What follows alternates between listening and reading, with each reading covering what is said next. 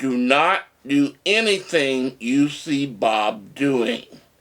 Bob has had special training to do the things that Bob does.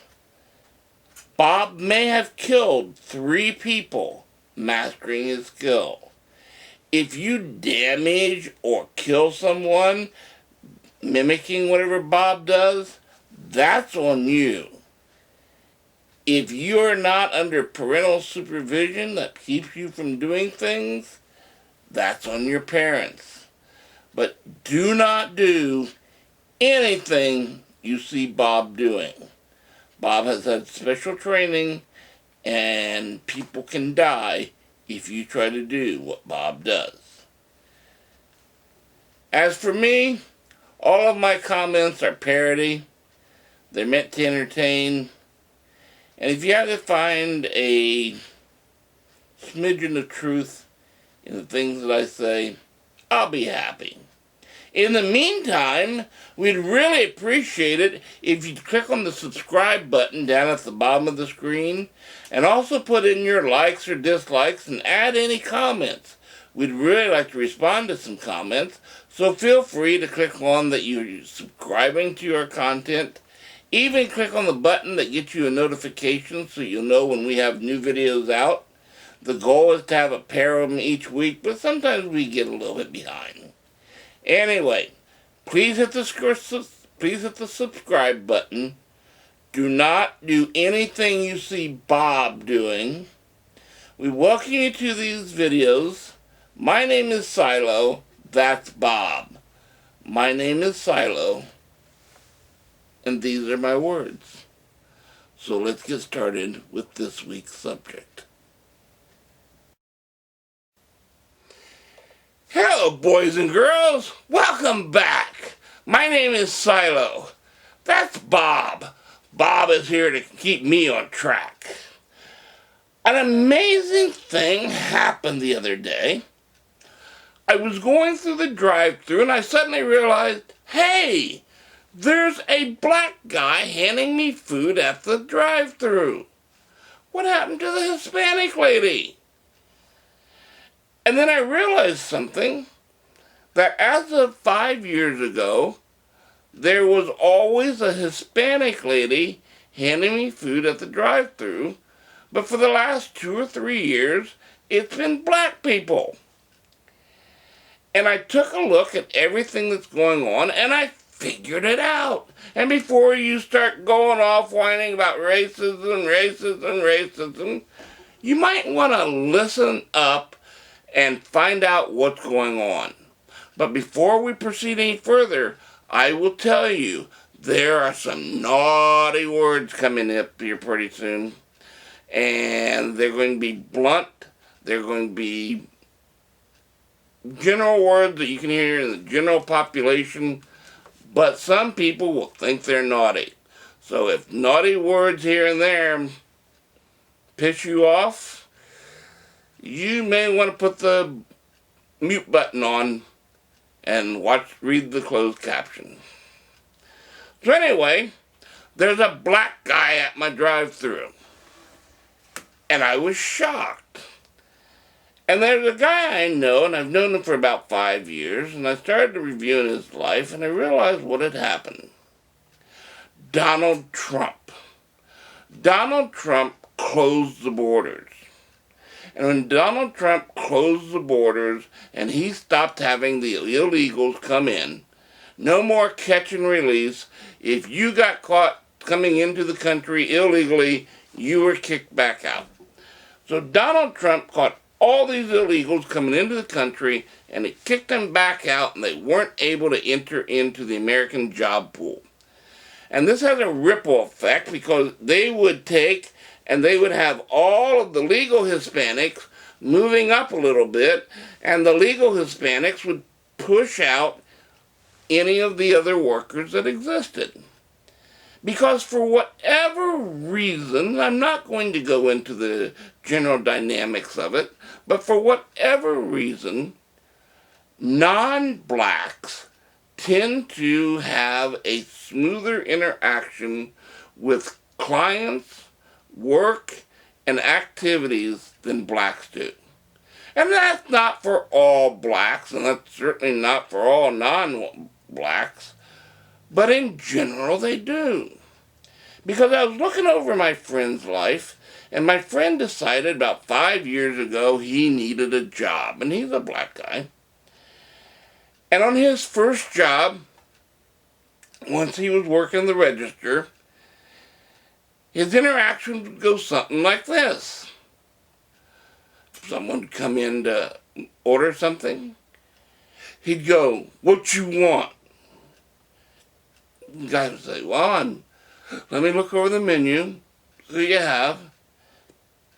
And my buddy would respond, "Well, hurry the fuck up. I got shit to do." Okay? And after about 2 or 3 times of this, and each time the manager of the place would pull my friend aside and say, "You can't do this. You can't do this. You can't do this." But after 3 or 4 times of trying to get my friend to change how he was interacting with customers, the manager decided, well, it'd be better to try it with someone else and fire this guy I knew. And the guy I knew couldn't understand why he'd been fired. It wasn't his fucking fault the person coming in didn't know the menu and didn't think about ordering shit before they got in line. They could have been looking at the menu all the time they were in line, damn it. It wasn't his fucking fault.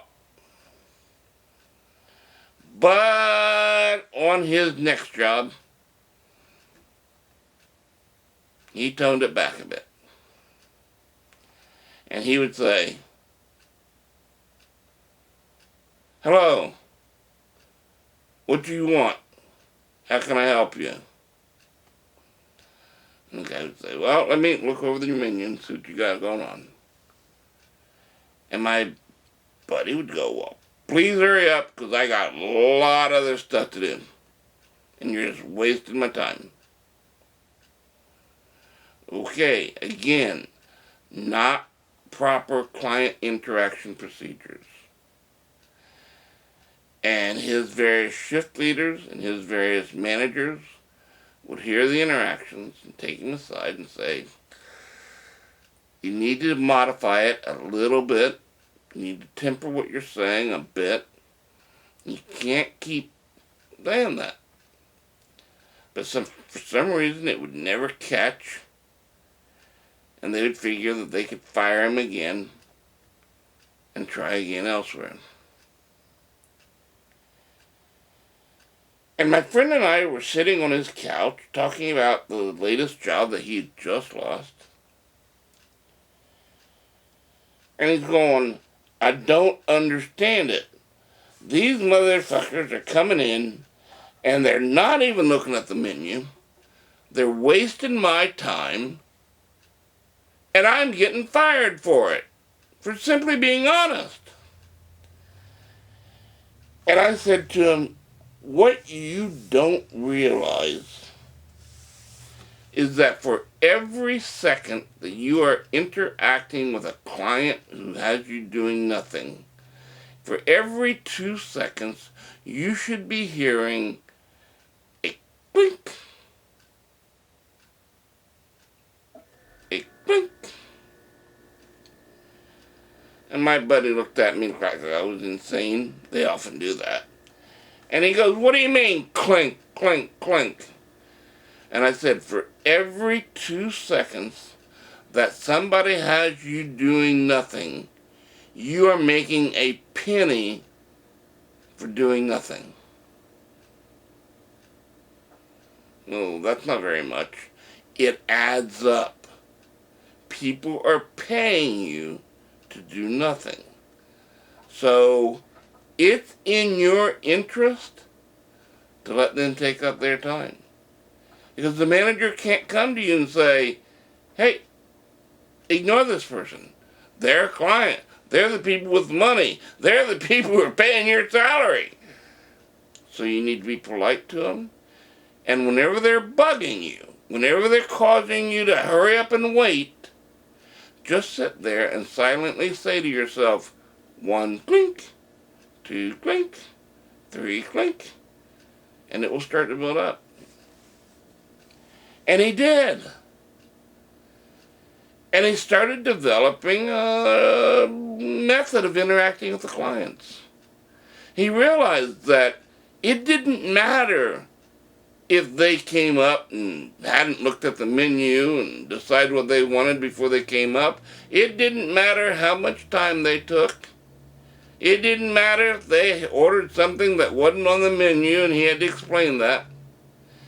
Because every 2 seconds that he was interacting with this client, clink, he got paid money for it.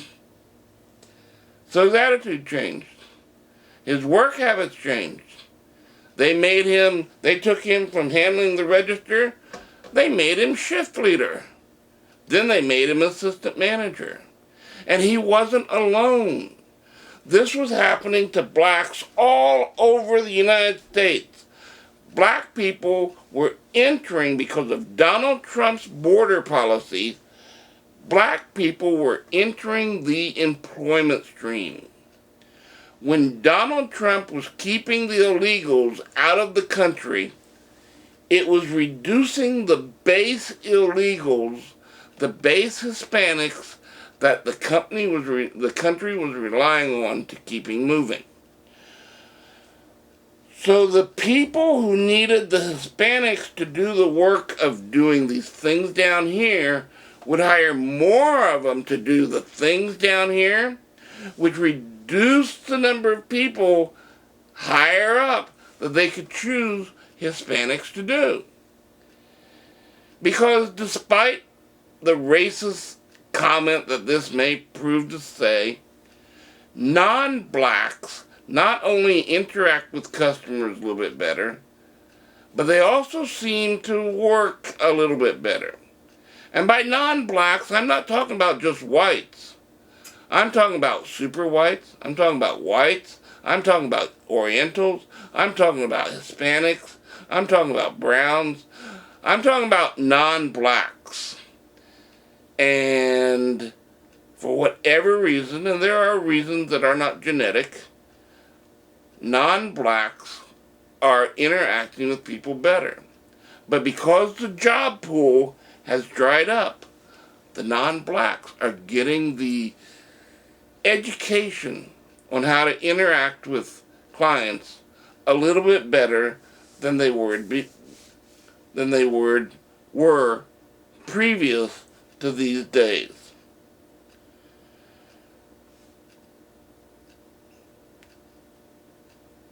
And then the strangest thing of all began to happen. And this is where it gets interesting. As my friend began to make a steady paycheck, as my friend began to get a steady income, and as he rose in the ranks from just the customer service person to the shift leader and the assistant manager, and as other blacks rose from assistant managers to managers and regional managers, he began to look at his paycheck. And he was going, wait a minute, I worked 40 hours. Where's my money at? And he began to realize what fees and taxes were. And he's going, wait a minute, where are all these fees and taxes going to? And he started learning about what the Democrats were doing with his money, and he'd get pissed off. That's my money you're taking and feeding someone in Paraguay with. That's my money you're stealing. That's my money you're lining your pockets with. No longer was it just simple government money going in and out. It was money he was producing that was being taken away by Democratic congressmen. And then something even more amazing happened. We were sitting on his couch watching the riots, and the rioters were burning down a CVS. And my buddy got upset. And he's going, what in the hell are they burning down that CVS for? That CVS was not involved in the shooting. And I turned to him and I said, you really care about that CVS that much? And he turned to me and he goes, that could have been my CVS. They could be burning down my CVS. And I don't want to lose my CVS. And then it hit me. Suddenly my friend, because he had been learning about his income, he'd been learning about his wealth, he'd been learning about taxes, he'd been learning about benefits, he was starting to have a concept of possession of services. That was no longer a CVS out there. That was his CVS. It was his CVS they were burning down. It was his car that was having problems. Used to be, the cars that he bought were shared by his family. Somebody take the keys and drive off. No. He was now buying cars that were only a couple years old. When it broke down, if someone else was driving it and it broke down, they broke my car. Are you carrying insurance? If you get in a wreck, are you going to pay for it? That's my car. That's my CVS. That's my paycheck. What are you doing with my taxes? I have an accountant friend. He says, over the last 2 years, you would not believe the number of black people that I now service. And they are all hopping mad because all of the money that's being taken by the Democrats is just disappearing. And they ask me, where's my money going? Why isn't it my tax return? Why isn't my tax refund high enough? And I go, these are the fees and taxes you're paying. And they're getting pissed off because this is my money. This is my wages. I worked hard for that money. And the government's taking it from me?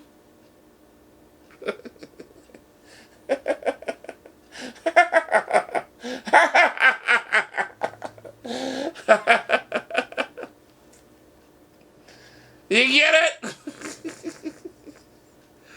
My money, my fees, my taxes, my CVS, they're mine. Mine.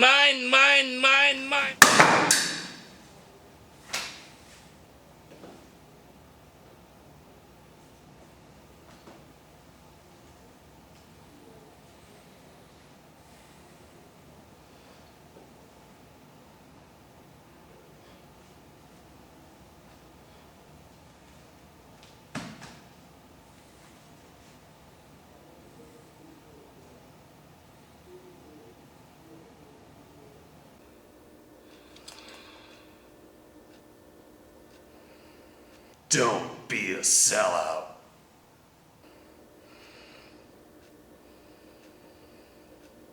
Thank you, Bob.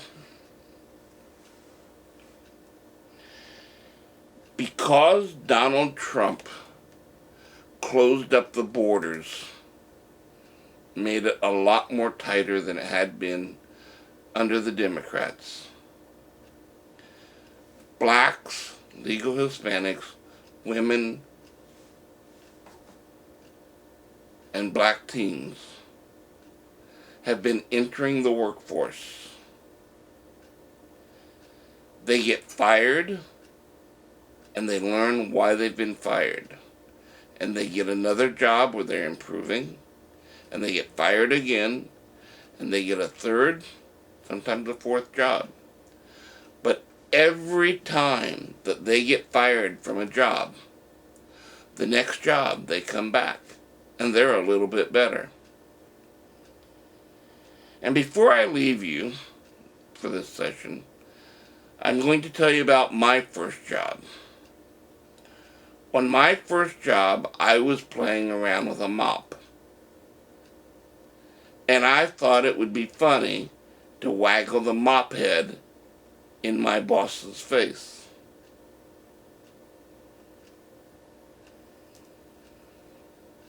I got fired that night for doing that. I said, it was just a joke. And he said, you put a mop face into my face. You put a mop head into my face. No, you don't do that. And I lost that job. And that's the way it's supposed to be. In general, you are supposed to get fired or move on from your first 3 jobs. Firing's a lot more effective in teaching, but in general, you fire or move on from your first 3 jobs. And each time you do, you're supposed to be learning from them. You're supposed to be learning what you did wrong. You're supposed to be learning what you are supposed to be doing right. And eventually, if you keep doing this, you wind up getting the job that you want. You wind up rising higher and higher. You wind up playing the game. And when you do that, you wind up being a lot richer than you are otherwise. My name is Silo. That's Bob. My name is Silo. And these are my words.